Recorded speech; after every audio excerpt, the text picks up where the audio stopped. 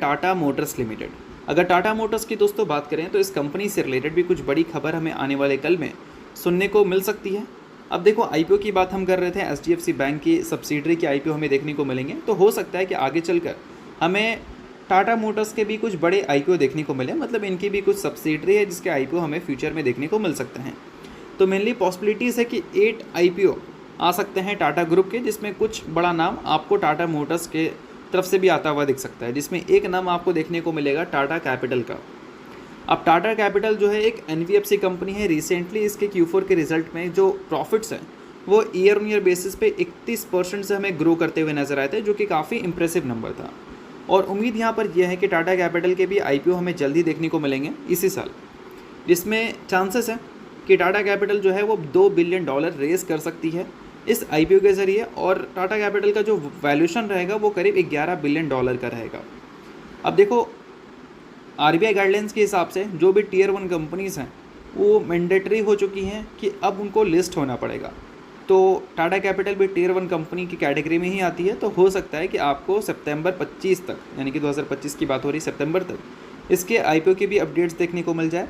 और अभी आपको एचडीबी फाइनेंशियल सर्विसेज से रिलेटेड सेबी की अप्रूवल देखने को मिली है ना, हो सकता है कि आपको with in a month Tata capital से रिलेटेड भी आईपीओ के अपडेट्स सुनने को मिल जाए। आईपीओ के रीमर्स तो आ रहे हैं, बट एक प्रॉपर क्लैरिफिकेशन नहीं आ रहा है कि आईपीओ हमें कब देखने को मिलेंगे। तो सेबी अप्रूवल अगर दे देती है तो जल्द ही हमें देखने को मिल सकते हैं। अब देखो दोस्तों, और भी डिटेल्स आपको यहाँ पर देखने को मिलेंगे, जिसमें बताया गया है कि आईपीओ का साइज़ $2 बिलियन यानी कि 18,000 करोड़ के आसपास का यह आईपीओ हमें देखने को मिलेगा। वैल्यूशन इसका हमें देखने को मिल सकता है $11 बिलियन का, और ये जो आईपीओ रहेगा वो उसमें हमें ओएफएस और बोल सकते हैं फ्रेश इशू दोनों इंक्लूडेड रहेगा। कौन सा बैंक लीड करेगी, तो वो नाम रहेगा कोटक महिंद्रा बैंक का, और एक्सपेक्टेड डेट जो है यहाँ पर वो सितंबर 2025 का है, जिसका बारे में हमने ऑलरेडी पहले भी सुन रखा था। और एचडीबी फाइनेंशियल सर्विसेज के भी जो एक्सपेक्टेड डेट है वो सितंबर 2025 तक का ही है।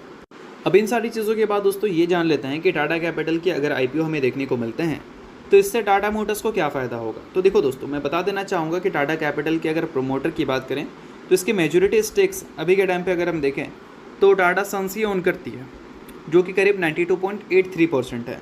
और टाटा सन्स का कुछ स्टेक टाटा मोटर्स के पास है, और टाटा कैपिटल का भी कुछ स्टेक जो है वो टाटा मोटर्स के पास है। तो इस वजह से अगर कोई भी कंपनी आईपीओ लाती है टाटा ग्रुप की तो टाटा सन्स तो उसको ओन करती है, तो इस वजह से टाटा सन्स का तो डायरेक्टली फ़ायदा उससे होता ही है, बट इनडायरेक्टली फ़ायदा टाटा मोटर्स का भी होता है, क्योंकि टाटा सन्स के वैल्यूशन से बढ़ते हैं तो टाटा मोटर्स की भी वैल्यूशंस आपको थोड़े से बढ़ते हुए नज़र आते हैं।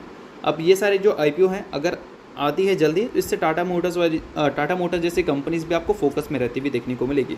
इसके अलावा और भी कुछ बड़ा नाम है दोस्तों, जैसा कि टाटा ऑटोकैम सिस्टम का आपको आईपीओ देखने को मिल सकता है, बिग बास्केट का आपको आईपीओ देखने को मिल सकता है। उसके अलावा टाटा मोटर्स की एक है टाटा से पैसेंजर इलेक्ट्रिक मोबिलिटी का आईपीओ हमें देखने को मिल सकता है, टाटा इलेक्ट्रॉनिक्स का देखने को मिल सकता है, और भी कुछ टाटा ग्रुप की कंपनी है जिसके आईपीओ में देखने को मिल सकते हैं। तो इन सारी चीज़ों पर नज़र रखना अगर आप टाटा ग्रुप के शेयर होल्डर हैं तो। या